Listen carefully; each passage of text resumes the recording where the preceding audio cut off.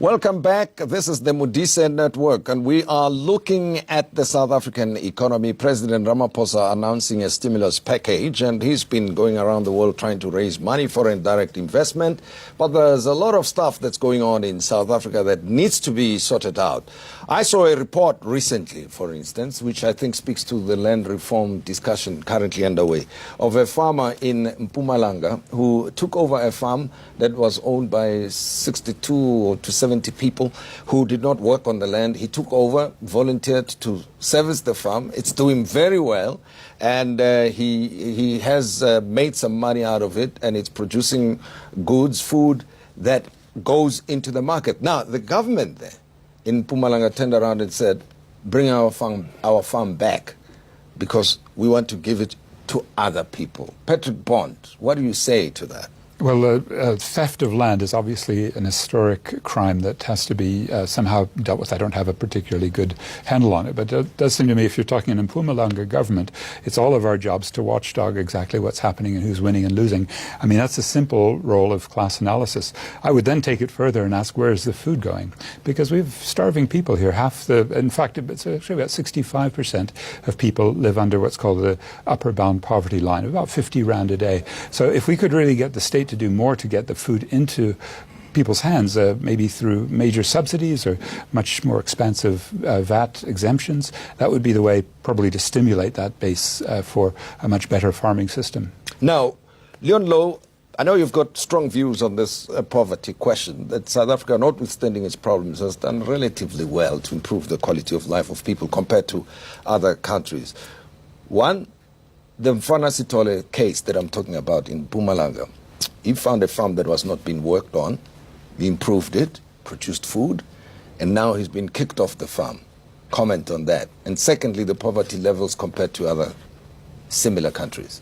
Yes, I'll start with the bad news, then the good news, and I'll try and be quick. Yeah.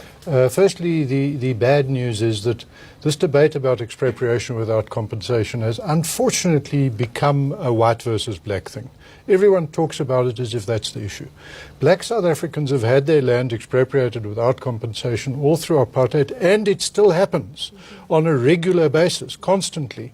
And the reason is because black South Africans still do not own their land. These so-called redistributed farms have just actually been nationalized, and the black people on them are tenants, the way Verwoerd had in mind. The ghost of Verwoerd walks around Luthuli House with a big smile on his face, saying, if I knew the ANC would implement my land policy, I would have given them power long ago. So what happens is right now, if they want to build a community center in Alex, they simply give eviction orders to 20 or 30 homeowners in Alex. They just say go, because technically they're tenants and not owners. They get no compensation. They are expropriated without compensation. If they want to build a road from Durban to Pongola, it goes over white residences, white farms, black residences, tribal, traditional areas. And where there are black people, because they are not owners, they just get eviction orders, even though they might own a farm, they might own a shop, they might own a business, they just get told go. So what we need to do is not start expropriation without compensation, we need to stop it. Overwhelmingly, the victims always have been, still are, and always will be black people. We need to start saying an end to this. From now on, no black person's land gets taken without full process of law, without full compensation. That's the bad news. We are unfortunately still living in a world in which we do not understand what apartheid was, which was victimizing black people and their land. The good news is, and I'm pleased to be able to perhaps be the only one to say this, if you look at all the statistics, and no one needs to argue, just go to the Stats SA website, life expectancy, housing, access to safe water, access to motorized transport, access to cell phones, access to credit cards, access to everything. The quality of life of South Africans has improved spectacularly, and we should be proud of that. I should be the ANC's propagandist and say, under our watch, this is what happened. So I just want to say it's not very simple. It's not as if it's all bad or all good. It's complicated. A lot of very, very good things have happened, and we need to be proud of it. Elections are coming up, Leon. Who knows, you might be used as part of people who are campaigning for the government. They do need me. Well, Let me take a question from do a terrible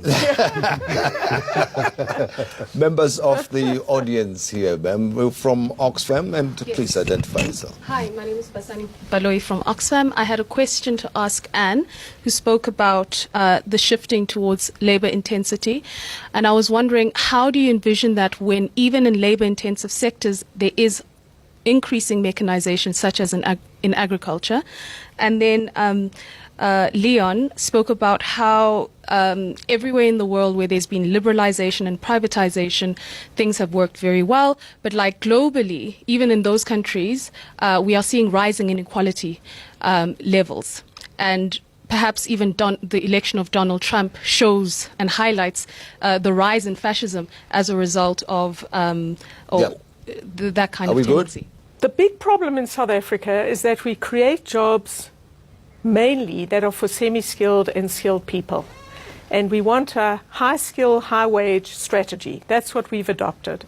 I'd also like that. The problem is that the vast majority of our labor force are not high-skilled.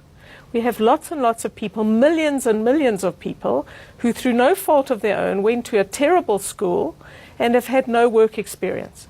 So we have to make sure that the more labor-intensive parts of our economy expand dramatically, made harder in a world where people are mechanizing, where government policy gives you tax deductions and capital depreciation if you're more mechanized rather than for employing more people. So it's difficult. I'm not saying it's easy. But what we're seeing around the world is that there are a few industries that are not yet mechanizing, and no one is predicting mechanization for them in the next 10 years or so. This could change, of course.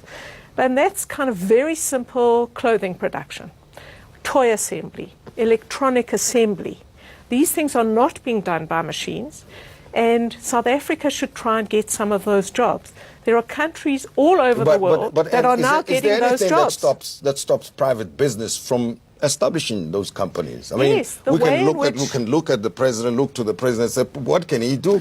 Where is the creativity, the entrepreneurship? No, the president has introduced a national minimum wage, which I'm not opposed to national minimum wages in sectors, but you can't suddenly expect wages to jump more than 40% in the furniture industry and the taxi industry. That's a problem.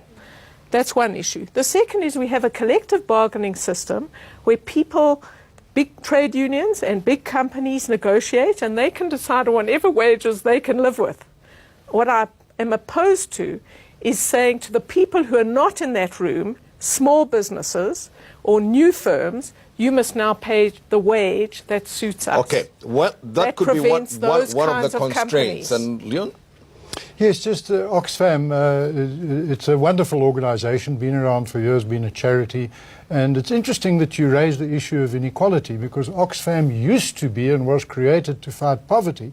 And on your website, it actually points out that poverty as defined in the 1960s and 70s as living on the equivalent of $1 a day has virtually disappeared from the planet.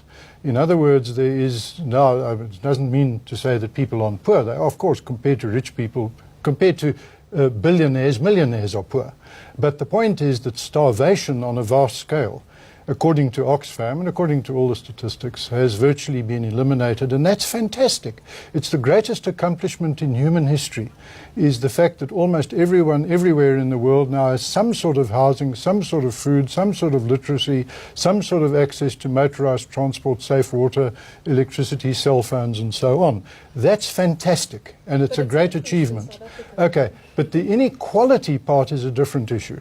And here we would have to have an intellectual debate, because inequality by every objective standard, every statistic, how long are people living, how much access do they have to painkillers, medical care, literacy, education, housing, by every objective criterion, inequality is diminished. The rate at which it's increased, to which Oxfam refers, is pre-tax income. In other words, not the quality of life, that's become more equal, but the amount of money people have has within certain countries become less equal. And now that you might call inequality, but what matters, I presume every decent human being wants every poor human being to have a better quality of life. That is happening on a fantastic, unprecedented scale. Well, Leon, let's pause right there, and I know you want to respond to what Leon is saying there, Zwelinzima Vavi, but when we return in a short while, I also want to draw lessons from abroad and look at countries such as Venezuela and South Korea and say, can they be models for us and the development of human capital, for instance? What about that? And the future for a very youthful South Africa. What do we need to do now as a country to plan for the changing world? And of course, interact with us via social media. The hashtag is the Modise Network. Our conversation will continue in a moment.